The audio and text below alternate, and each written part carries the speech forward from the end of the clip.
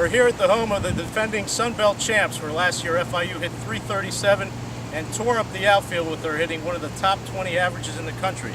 This year they're tearing up the infield.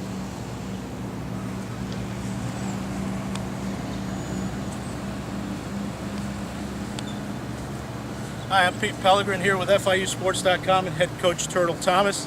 Turtle, tell us what's going on with this infield.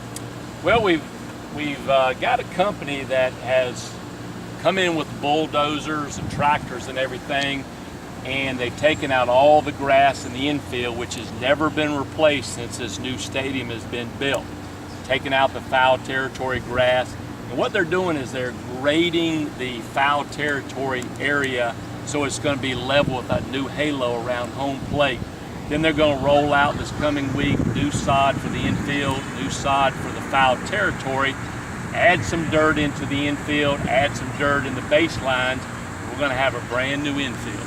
I remember last year and the years before there was a bad hop right in that shortstop area between the lip. I mean, is that going to be taken care of too? Well, we hope so. You know, when you have a new infield and you have a deeper root system and you have a more level playing surface, hopefully you're going to cut out any of those bad hops that we might have in the future of this field.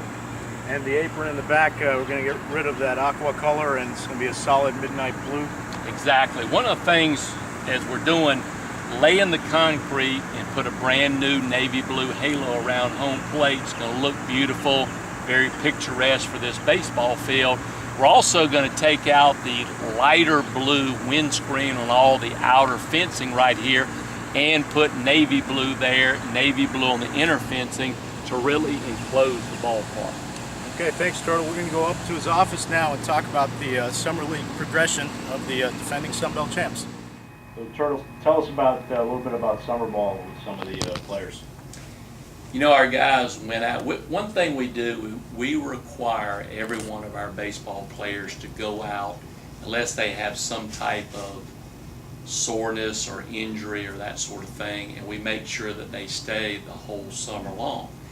Now, first of all, we had 3 guys in Alaska that did really, really well. Pablo Bermudez went to Matsu Miners and hit .367. Then he goes to the NBC tournament in Wichita and just has a great tournament, really does well. They play 6 games, they get knocked out before the championship, but he does really good.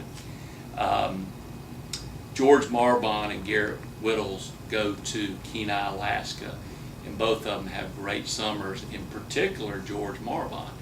He's throwing 96 in the NBC tournament and honestly signed as a free agent after that tournament was over. Disappointingly so, but had a great year. And he's already been moved from rookie league up into Class A ball, so done really well. In the Mink League out in Kansas, Missouri, Indiana, we had Jeremy Patton, we had Jose Behar, infield catcher. Jeremy Patton hit .418 for the summer. Tremendous job. Jose Behar, who didn't really have, he had a good year catching for us, but didn't have a great year offensively. He hit .438 in the Mink League. So I think Jose is ready to break through and really do a good job. Now in the Valley League in Virginia, where we send a lot of players, we had some guys do a really good job. Haymarket, the team that won the regular season, Yuan DeBroso hit about .310, .320, hit a lot of doubles, hit some homers, played outfield really good, and is poised to come back after hitting .370 something for us and do a nice job, you know, his senior year.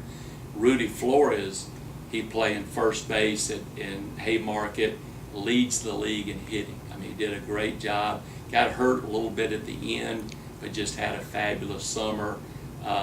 They called me 3 or 4 times up there telling me how good both players played up there and what a great job they did.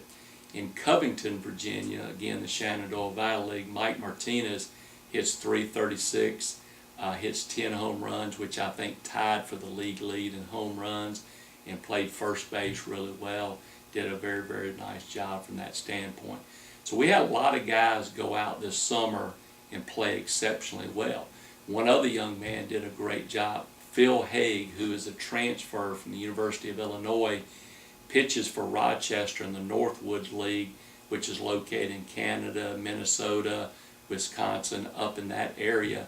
And in the final 2 out of 3 to win the championship of the Northwoods League last Saturday night, he throws an 8-0 shutout, a 3 or 4 hitter over 7 innings that he pitched. And their team lost the championship, but he was the one that won the 1 game out of the 2 out of 3. So guys did really good in summer baseball. And so Rudy's okay from whatever injury he had in the summer? He just had a little, kind of a little nick, a little cut, and he had a couple of stitches in his thumb.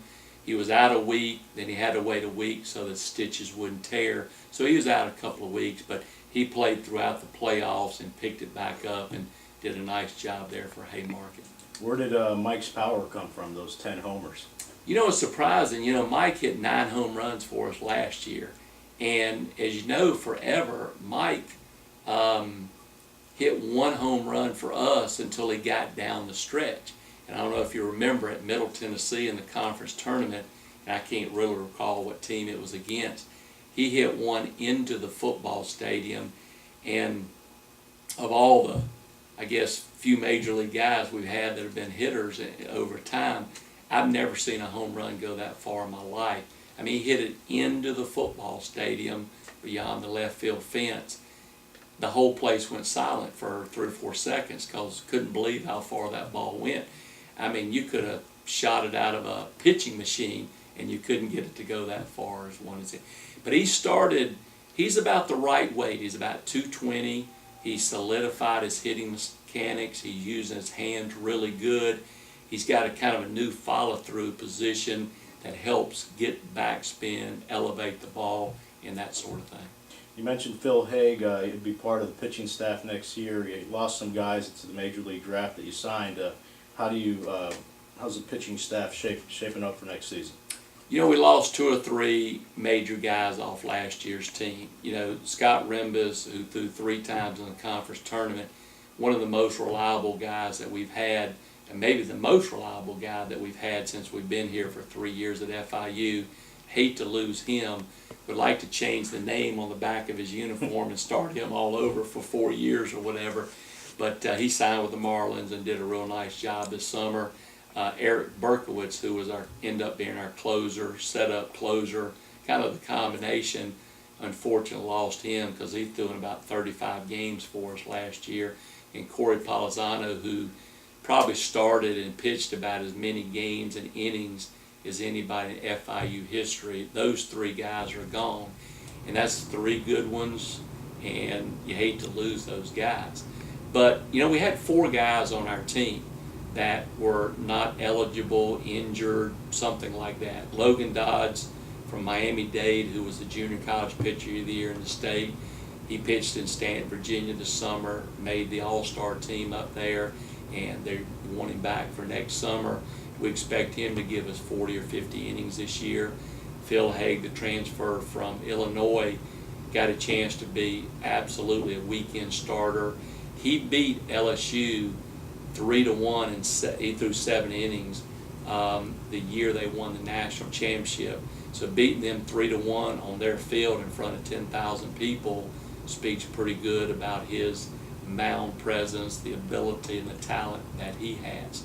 Jose Velasquez, who had to sit out last year as a transfer from Nova Southeastern, you know, he's ready to go and pitch this year. He's a submarine guy. He went out this summer in the Cal Ripken League up around Northern Virginia and pitched really, really well. So he's a senior this year. So those guys will help us, no question about it. And we've got some new guys coming in. Ricky Perez, a reliever from Miami-Dade. He's got nice stuff, upper 80s, breaking ball. We got Mike Ellis, who we're really excited.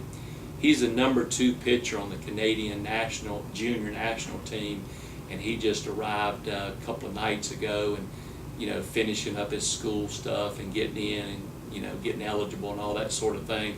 So he's ready to go. And he, again, upper 80s, nice breaking ball, good changeup, good frame, good body. He's going to give us a lot of good innings, you know, no question about that.